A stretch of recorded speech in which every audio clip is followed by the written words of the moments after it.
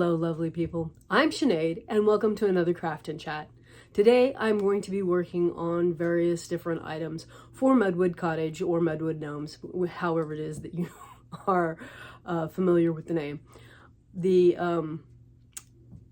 songbirds that I made were a little on the big side, not huge, but just a little bit. So I'm going to try and bring those down a little bit in size and possibly get some gnomes done and work on some other kind of projects that as I get to them, I'll explain what it is that I'm doing. So I'm going to turn the camera around and get started. So the first thing I wanted to share here is these are some stamps that were made by creating a figure that Darby wanted to put on something, and then he made the stamp over the top of it after it was baked, or yeah, I think these were actually baked. And then he apparently really liked the ladybirds. So there's the one carved ladybird, and then there's the various stamps he made off of that, or ladybug, if you prefer. And we found in our search through some of the stuff that's there at the studio, that sort of thing, and we call these our artifacts. This is a shard off of a bird mug that has a I guess a crow on it, and I actually used this lovely artifact to emulate and try and come up with my own. And you can see that my version is a little different. I didn't match it exactly, but I did start with this for size and general idea. The other thing we found, these go all the way back to when Laughing Gnome was Daily Bird, and his ex-wife Phoebe would make a bird every day and give it away, which is where they came up with the name Daily Bird. But we've got a request in the first week that we had taken over to make a naked pottery mug with one of these with a bird on it. And in the past, since Darby became Laughing Gnome, he's been reticent to make anything with birds. So I was pleased to say, yeah, I'd do that. I didn't have any problem with making the birds. And this is kind of, what's funny is I think I already had my songbirds made when Joey brought these in and showed them to me, and I was like, well, then I'm on the right page because they look very similar. I changed a little bit, like this has a very round bottom because these were hung on bells, probably. You know, they had a wire going through them. So they didn't sit on anything, but you can make them all with this very rounded shape, and then it's okay to just squish it down onto a mug handle, or then you have the option of leaving it as a Joey likes to call them action figures, the little guys that you can buy individually and stick in your pocket, just fun little pieces, or set them someplace. So that's one of the things that I want to do today, is to get some more of those made. And my goal here, see, is this smaller one, is to make it a little bit smaller than this. And when it bakes, it'll be even smaller. But my goal is to make it at least this small, maybe a little smaller. And I've set up here for this other idea that I wanted to try. And that is just making little, I guess ornaments would be a way of describing it. So I don't have the slab roller here. There's the slab roller situation is hitting an interesting space. So I have basically a roller here. Joey uses one of these types of rollers for doing handles. I believe it's an ink roller, but it can be used in lots of different crafting situations. So I've got these two boards here decide the thickness. And I have some stamps that we found. And I kind of want to test them out. This is not... Wow, I thought this one was going to be less distinct. It's not too bad. And we have some others here. I'll probably end up having to roll out another one, so I should probably just do what I'd planned to do, which is stamp this with this, I don't know, they kind of look like leaves. Well, now we're getting full of clay, so it's going to be less distinct. That's going to be interesting to clean out, too. So, the idea being that get a design on there, and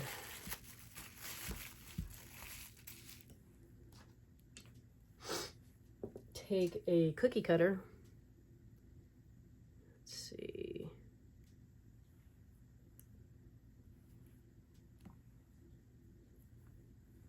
To make an ornament.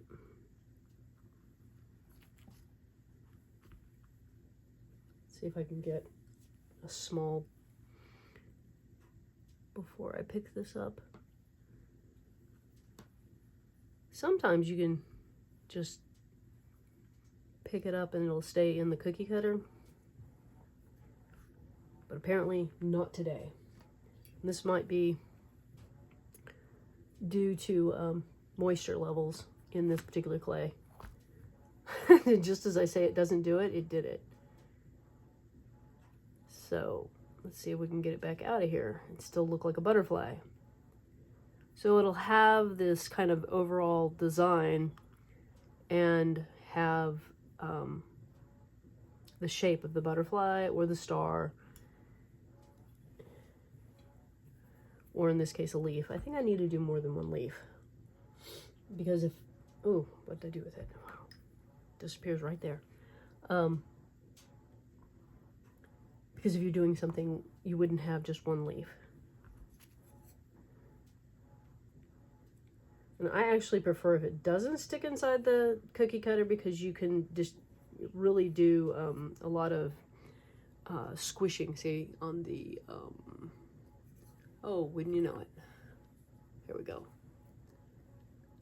Whoa, the light, and we're not focusing, and, well, hopefully you can kind of see that that's smudged right in the center where I stuck the piece of wood in to free it.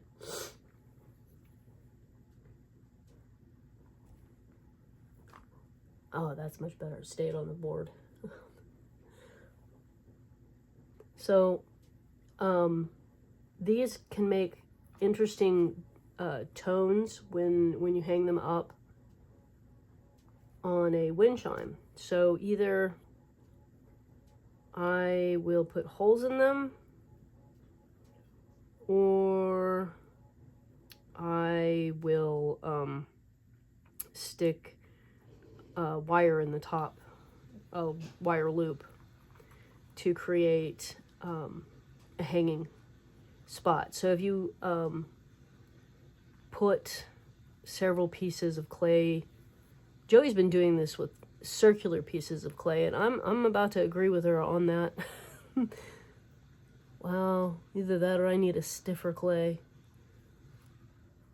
This is not coming up at all. Doesn't want to let go of that at all. Yeah, this is where you'd kind of want a spatula, I guess, to free it. And I don't think I have anything like that. So we may have to give up on some of this. Anyway, it's just an idea, and I think I lost a leaf there. Or maybe I didn't. Wow, that's really stuck. Okay, that was a thought, an idea. I'm ready to just say, no, not with this gooey clay. Also, I'm not liking how that particular design turned out. So, what you do when you don't like what happened, you put it back and use it again. There we go.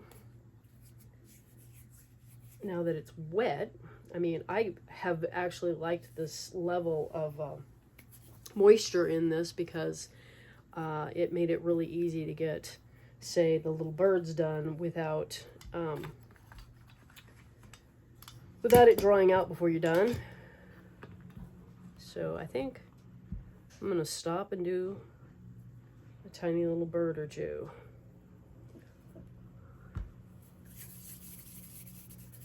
My sleeves are getting into it. I'm gonna have to get clay all over them. So there's my sample. I'm just trying to get an idea if I've got the same amount of clay.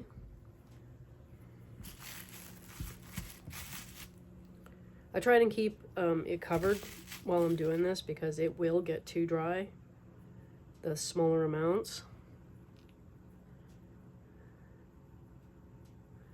I feel like I didn't quite, oh. We're gonna roll with it. This might have some bits of clay that weren't quite worked in, and they'll just roll off like little boogers. Dried glue. So I try to get the general shape of the songbird and then do a little bit of pulling up of the beak. And there's just a lot of just sitting here, petting it into position. I don't want it to be too sharp.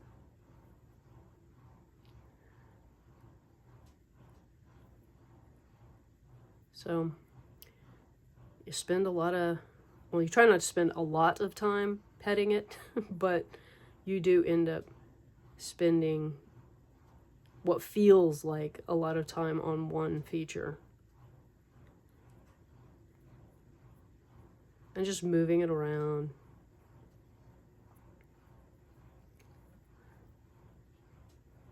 I feel like I kind of blunted that one too much. It's interesting how you can pull the clay out and then push it back in.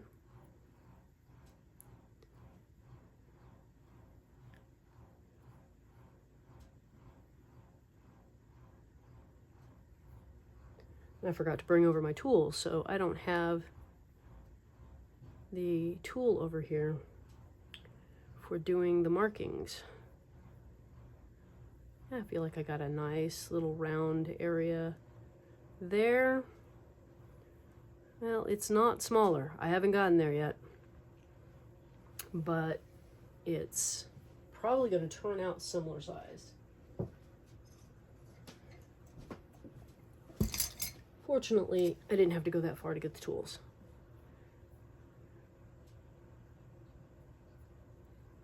And there's been a lot of talk about maker's marks. So I made the general Mudwood Cottage maker's mark. It's supposed to go on all stuff, but on these tiny little things, there's not enough room for 2 marks. It's not really, it's barely enough room for 1. I don't really, ooh, maybe I had too much coffee. I'm feeling a little shaky on this, or maybe not enough coffee. And the hardest part for me is getting the eyes in the same, general spot on the opposite sides of the head. So I look down from the top and I look from the front and try to make sure they're similar placing. Then add the wing. I'm for some reason, my wings just are not wanting to be round today. They're turning out a little L-shaped. Okay, so there is one little bird, and I think I have to wait for it to firm up before my maker's mark, which I don't know where it is, so I have to wait anyway.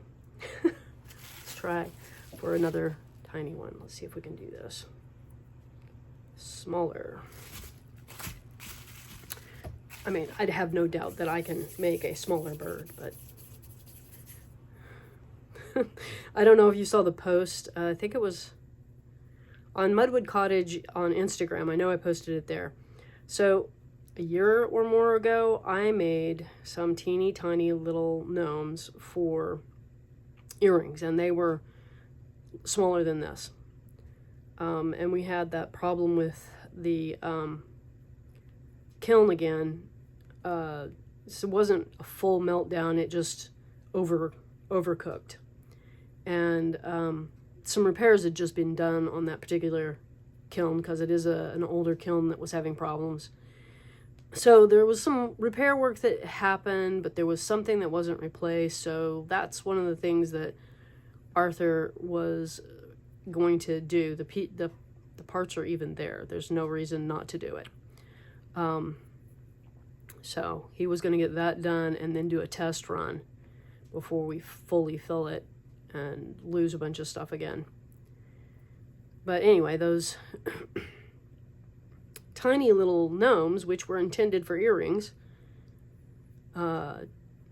Darby would keep, 5 or so pairs of earrings available in the farmer's market stall.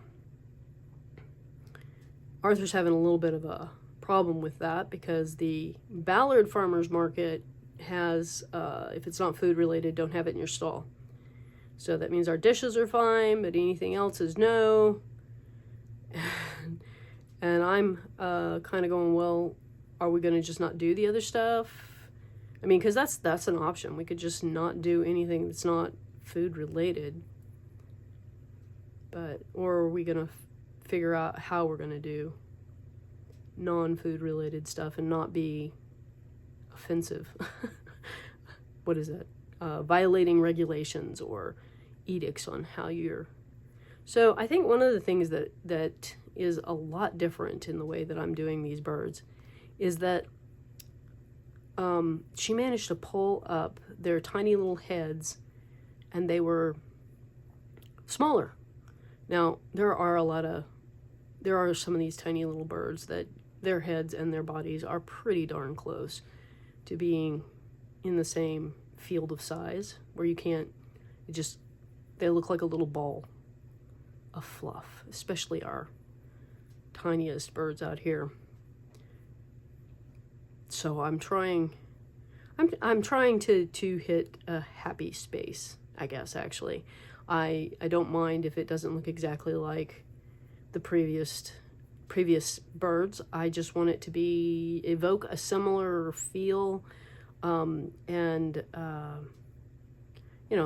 the people who were enamored by that bird would still find it cute, that it's in a similar field, but I don't expect it to be the same. Anyway, I think I'll do a comparison here. Okay, so you can see that my beak is not as distinct, but I do think that I'm kind of in the same size space. I feel like the tail is about right. And I think that if I want the head smaller, that it needs to be established before I pull out the beak. That I'm at risk of making a mess out of the beak. There are apparently bubbles. Because let's face it, I did just pick up this clay and roll it up and didn't spend a lot of time squishing it.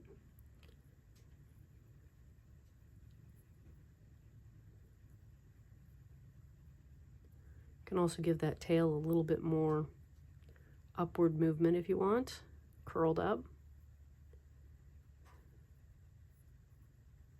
I think that's cute. Okay, I'm gonna give this one eyes.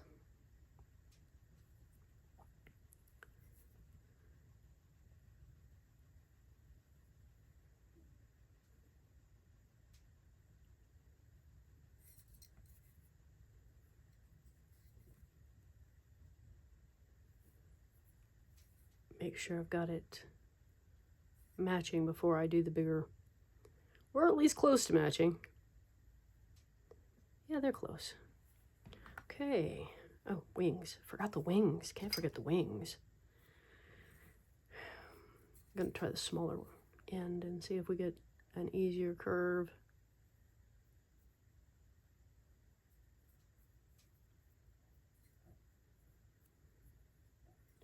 But I think that is going to be it for this week. So I didn't get to the gnomes. We got distracted by birds and other things.